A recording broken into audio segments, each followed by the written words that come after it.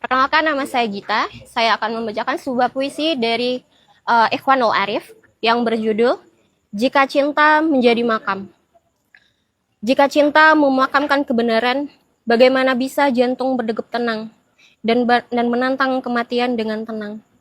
Berhentilah menepi dan menyatu pada irama angin serta tanah, menadah wewangian pada bunga, atau apa saja yang bikin kita gagap. Aku telah saksikan wajah-wajah pasti, berlomba penuh kecemasan dan kecemburuan pada Tuhan.